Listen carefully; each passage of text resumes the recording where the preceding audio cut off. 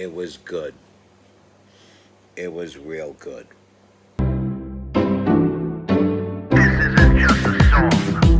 Illuminati is a thing you need to watch out for. They want to depopulate and slave us so much more. World domination, I'll get into that later. I'm hardcore, fierce and sexy. You're just a hater. You deserve the ridicule because you're an absolute zero. I'm the keeper of the chalice, a rock and roll hero. I'm not an idiot nobody listens to, because I'm not a failure in life like you. Let's talk about Bill Gates and the mark of the beast, and the orgies in the streets at the Catholic feasts, and Bill and Hillary's human trafficking ring, and George Soros got the money to pay for everything. Socialism is for losers, working for the devil. Chumps that can't fight, they ain't on my level. It takes an evil one to try to debunk and doubt it, so I'd rather die than stop talking about it. Watch out, watch out, watch out, watch out. Watch out for the Illuminati. Watch out, watch out, watch out, watch out. Watch out for the Illuminati. Watch out, watch out, watch out, watch out. Watch out for the Illuminati. Watch out for the Illuminati. What's good, my people? It's your boy in the building, MC Too Tall. What up, and you're watching the MC Too Tall Show.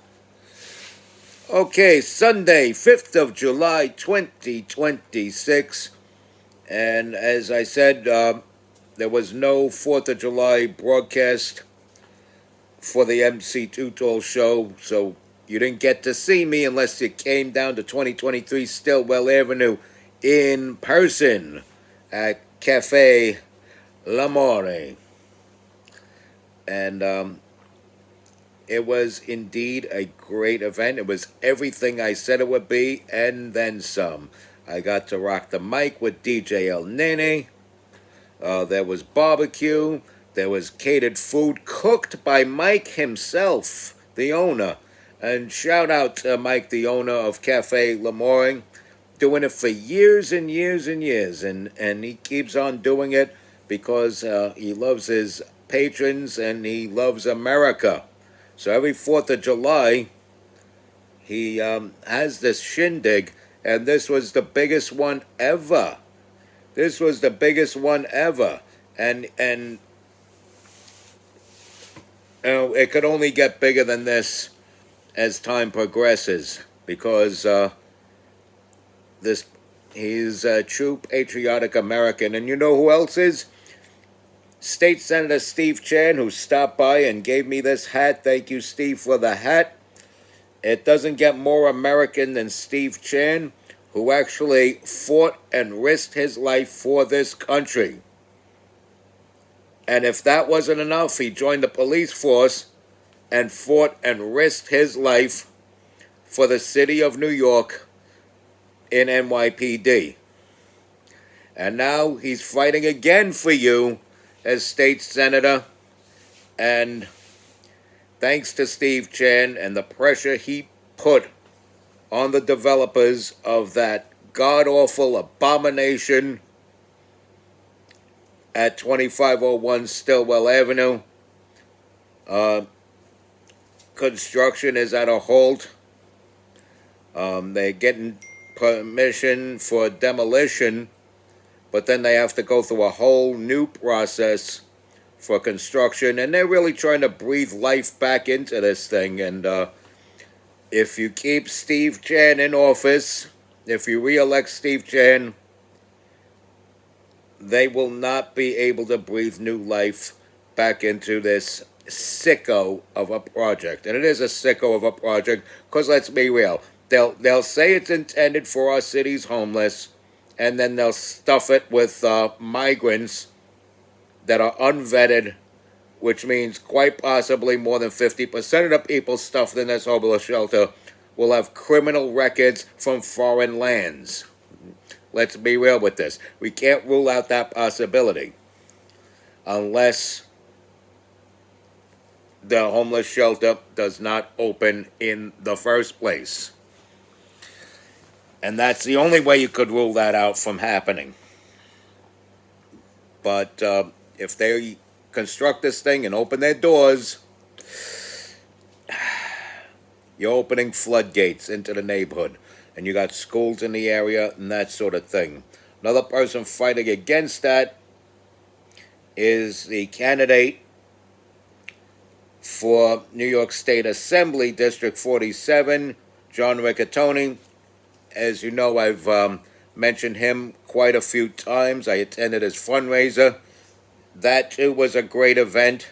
Beautiful situation right there. He's got a winnable campaign. You just have to be aware that he's there and that he's a valid alternative to the same old we've been getting from Bill Colton, who bends, shapes, and shifts to the whim of the radical wing of the Democrat Party. And you know that the Democrat wing of the party does exist, and it's horrid, and they're taking over the party.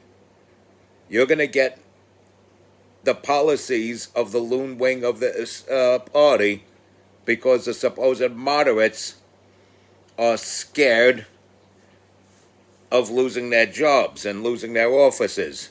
The threats of them being primaried out are real, and my take on that is don't elect any of them. Don't elect any of them. Let them all go back to where they came from and start electing Republicans. So vote Republican for a change, as it was once said back in 1980. And yeah, Republicans tend to not ruin things. I mean, we had our share of establishment Republicans, but those days are over because we want what we want as conservative voters. And I'll say it again, it will be a beautiful day when we get the Democrats out of at least this area, at least these districts, the Assembly District. We keep them walled out of our State Senate District. We keep them walled out of our U.S. Representative Congressional District. And that reminds me, Nicole Maliotakis is doing a fine job as our Congresswoman. And headed straight to Albany is Nassau County Executive Bruce Blakeman for governor of New York. We got to get that huckster Hochul out of there, that creepy doll in the attic, as they call her. I like to call her Huckster Hochul because of her bait and switch operations and her congestion pricing deal that she made. Puts it on the table for $15. Everybody gets mad. She takes it off the table and then brings it back for $9, and you're supposed to be grateful that it's not $15 when it shouldn't have been there at all at any penalty, just for traveling within the borders of New York City. How dare she do that? How dare she charge for traveling from one part of the city to the other? It's bad enough people have to spend the money on the gas and pay high New York gas taxes, while in the red states, gas prices are going down. Don't blame Trump for the high gas prices. In these red states, the gas prices are going down. They are lower than when Biden was president. That is fact. Go look around, do your research. You will understand and believe that I'm right. And so, bottom line is, Democrats just love ruining things, and they live to ruin things. They're not just some bumbling, stumbling oafs that accidentally ruin things, where they have great intentions for their constituents and then accidentally ruin it for everybody. They don't care if they ruin it for everybody. In fact, they want people miserable so that they could throw them a bone every once in a while for control and say, look, I did this for you. Vote for me again while you still live in the slums. Vote for me again while you still live in the slums. And penalize you for trying to make your area not a slum anymore. And that's what the Democrats are all about. And they use tools like overpowering women and children and taking advantage of women and children and indoctrinating the children.